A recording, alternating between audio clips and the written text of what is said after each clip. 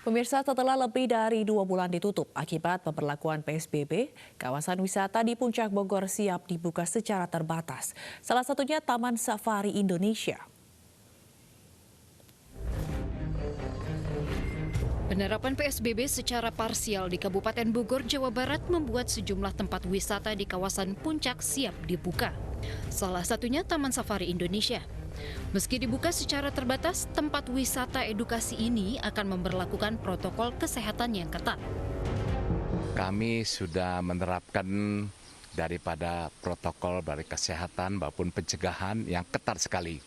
Yaitu sejak dari pintu masuk kita sudah harus, kita lihatkan mobil itu harus sudah disemprot. Dan kedua juga harus sudah pakai masker dan terutama di temperaturnya di tem semuanya. Sehingga itu yang kita utamakan dulu. Dan di tempat-tempat antriannya kita juga sudah membuat tanda-tanda garis-garis semuanya. Sementara itu lalu lintas di kawasan Simpang Gadok Ciawi Bogor terpantau ramai lancar. Meski mulai longgar, namun arus lalu lintas terpantau normal. Petugas tetap memeriksa kelengkapan kendaraan dan protokol kesehatan para pengemudi. Hotel dan restoran di kawasan ini juga sudah mulai beroperasi sejak 5 Juni lalu. Dari Bogor, Jawa Barat, Tim Liputan iNews melaporkan. Kabupaten Bogor yang berbatasan langsung dengan ibu kota tengah melaksanakan PSBB proporsional. Kabupaten Bogor masih dalam zona kuning dan belum bisa melaksanakan new normal. Berikut pernyataan Bupati Bogor Ade Yasin terkait PSBB proporsional di Kabupaten Bogor dalam program Special Report. Ada beberapa sektor yang dilonggarkan dan boleh beroperasi dengan tetap 50% dari kapasitas yang sesungguhnya, dan beberapa tempat yaitu adalah perkantoran dan transportasi masyarakat, juga kesehatan, industri, tempat ibadah, perbankan, pasar dan market.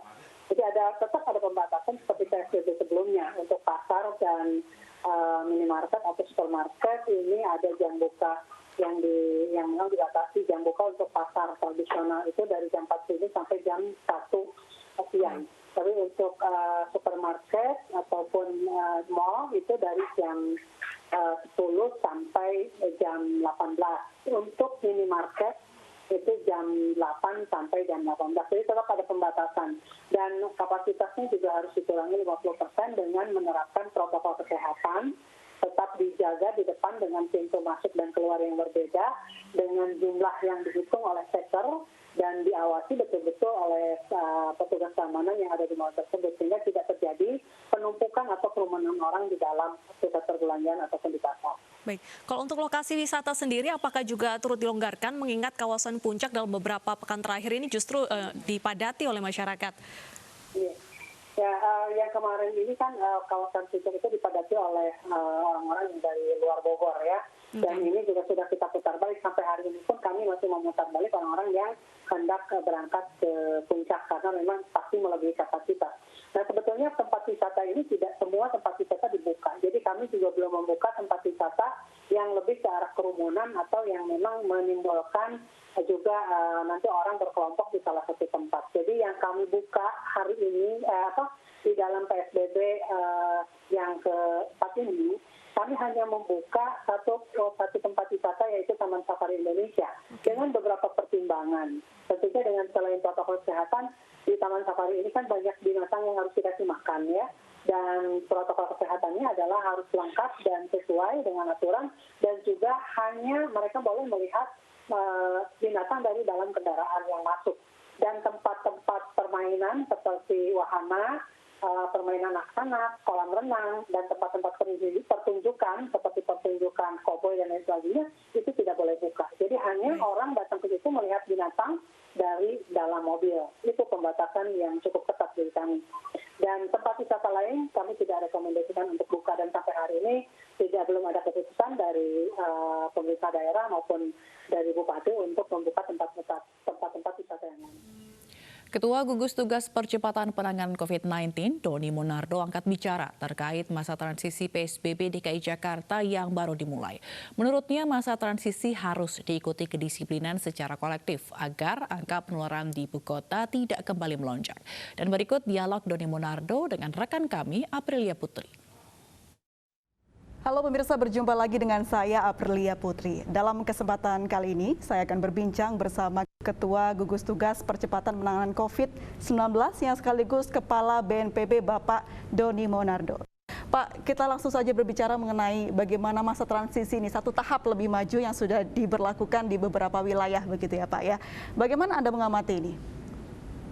Mbak April, Indonesia sangat luas. Tiap-tiap daerah ini memiliki karakteristik yang berbeda, memiliki variasi ancaman COVID yang juga sangat berbeda. Nah, selama 2 bulan lebih, kami telah memetakan ada daerah yang sama sekali tidak tersentuh oleh COVID-19. Ada daerah yang memiliki risiko ancaman yang sangat tinggi. Ada yang sedang dan juga ada yang rendah. Jadi proses transisi ini baru dilakukan di Jakarta. Artinya pemerintah DKI dalam posisi PSBB, pembatasan sosial berskala besar, menuju kepada kehidupan new normal, atau mungkin kalau boleh saya menggunakan istilah bahasa Indonesianya, yaitu adaptasi kebiasaan baru. Ya. Nah, Jakarta tentu tidak sama dengan daerah lainnya. Nah, khusus Jakarta, sebelum Lebaran, kita lihat adanya penurunan yang cukup bagus. Ya, setelah Lebaran masih bisa dijaga, tetapi apakah masih bisa dipertahankan untuk lebih lanjut lagi? Nah, dibutuhkan kesadaran yang tinggi dari masyarakat. Inilah pentingnya kesadaran kolektif. Tidak bisa hanya disiplin individu, tetapi juga sangat dibutuhkan kesadaran kolektif. Kemudian juga bagaimana semua masyarakat di Jakarta harus memahami bahwa ancaman COVID ini belum akan berakhir. Ya, di banyak negara kasusnya juga belum selesai. Nah, di Indonesia walaupun pemerintah DKI telah membuat aturan kebijakan tentang transisi PSBB menuju kepada adaptasi kehidupan baru, bukan berarti ancamannya berakhir. Jadi justru dibutuhkan suatu ketaatan, dibutuhkan kepatuhan, dibutuhkan lebih tinggi lagi semangat dan kesadarannya untuk mematuhi protokol kesehatan. Nah, disinilah pentingnya kita harus menjaga kesabaran, ya, sabar, dan sabar. Jadi kalau tidak perlu sekali keluar rumah, jangan keluar rumah. Ya, kalau kita tidak perlu menghadiri suatu acara, lebih baik tetap di rumah. Karena kalau kita di rumah, kita bisa melindungi diri kita sendiri.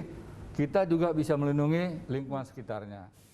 Pemirsa, seorang pria di Bandar Lampung tak terima ditegur anggota tim gugus tugas COVID-19 karena tak memakai masker saat melintas di pos pemeriksaan. Adu mulut sempat terjadi dan videonya viral di media sosial. Yang dari Jakarta ini banyak, Pak. Ini Jakarta. Adu mulut antara warga yang melanggar protokol kesehatan dengan petugas yang berjaga di posko COVID-19 Kota Bandar Lampung terjadi di pintu masuk tol Kota Baru, Lampung Selatan. Dua pria ini tidak terima saat diimbau untuk memakai masker oleh petugas.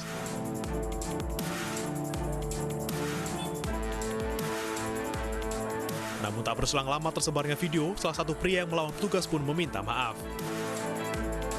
Juru bicara tim gugus tugas COVID-19 Kota Bandar Lampung menyampaikan pihak gugus tugas sudah melakukan mediasi kepada warga serta aparat.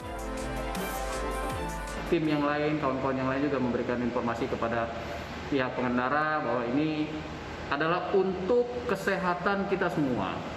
Kita tidak tahu mana yang sakit, mana yang tidak terkena, mana yang kena dampak, mana yang tidak kena dampak. Hanya saja yang kita harapkan bahwa semua warga masyarakat Kota Bandar Lampung harus mengikuti protokol kesehatan. Warga diminta untuk tetap selalu mematuhi peraturan dan menerapkan protokol kesehatan untuk mencegah penularan COVID-19. Dari Bandar Lampung, Andres Avandi, iNews melaporkan. Petugas gabungan TNI, Polri, dan Satpol PP menggelar aksi penertiban di Pasar Petisah, Medan, Sumatera Utara. Kegiatan tersebut digelar untuk menertibkan pedagang dan pengunjung pasar yang tidak mematuhi protokol kesehatan dalam upaya penanganan COVID-19. Masker, kendali, berjabatan tangan, ya. Terima kasih ya. Oke. Petugas gabungan menggelar razia protokol kesehatan kepada para pedagang dan pengunjung pasar Petisah, Medan, Sumatera Utara guna mencegah persebaran corona. Satu persatu pedagang didatangi petugas untuk memastikan seluruh pedagang dan penjual di pasar menggunakan masker dan tetap menjaga jarak. Sejumlah pedagang yang kedapatan tidak menggunakan masker pun langsung diberikan sosialisasi protokol kesehatan COVID-19.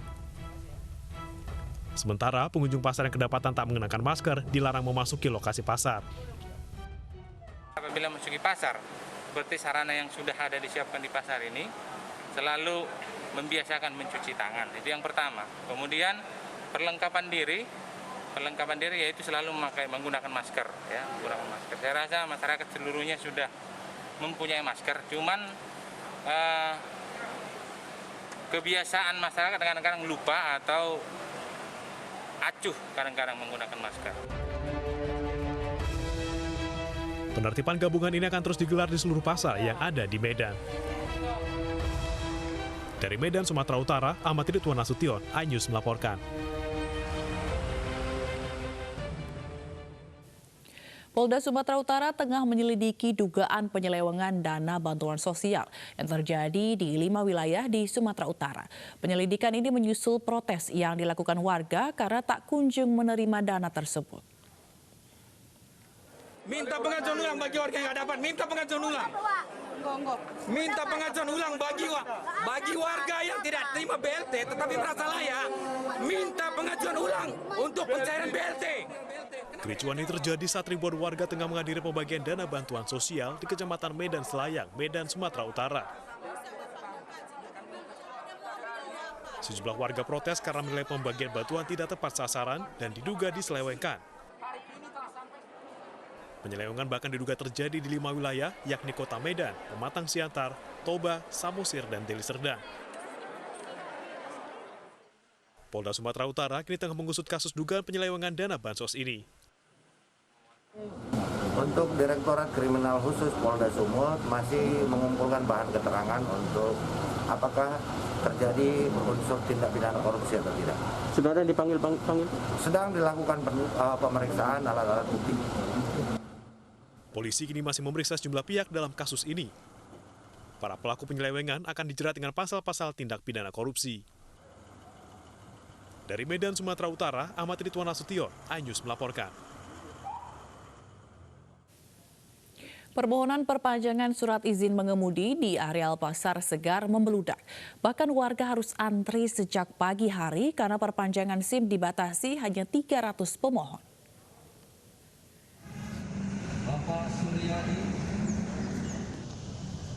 Warga mengantri untuk permohonan perpanjangan surat izin mengemudi di Pasar Segar Jalan Lote Iskandar, Depok, Jawa Barat. Karena hanya dibatasi 300 pemohon per hari, warga harus mengantri sejak dini hari untuk mendapatkan nomor. Salah satunya Saiful Hamzah. Meski sudah datang sejak pukul 4:30 pagi, ia telah mendapatkan antrian nomor 185.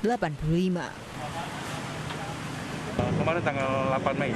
Oh, tapi masih bisa perpanjang katanya? Masih bisa perpanjang sampai bulan Juni. Terus nunggu dari subuh gimana Bang? Capek ya Bang? Ya, capek berdirinya, nunggu antrian nomornya tadi. Terus nggak apa-apa nih nunggu lama gitu? Ya nggak apa-apa Bang. Terus harus libur kerja atau gimana? Karena ini izin nggak masuk kerja. Izin nggak masuk ya, untuk perpanjang SIM? Iya. Sejak dibuka kembali, antrean permohonan SIM membludak. Banyak warga yang memperpanjang SIM karena sudah mati sejak April dan Mei.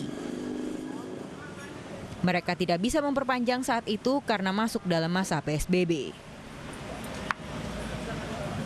Petugas pun menerapkan protokol kesehatan dengan menjaga jarak fisik dan wajib memakai masker dalam proses perpanjangan SIM ini. Dari Depok, Jawa Barat, Iyung Rizky, iNews melaporkan.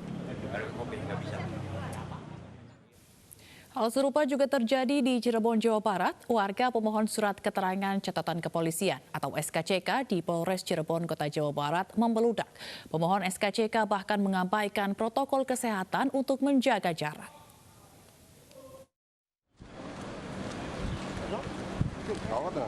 Pemohon surat keterangan catatan kepolisian di Polres Cirebon, Kota Jawa Barat membeludak hingga mengabaikan protokol jaga jarak. Petugas kepolisian pun akhirnya mengatur jarak antar pemohon saat mengantri.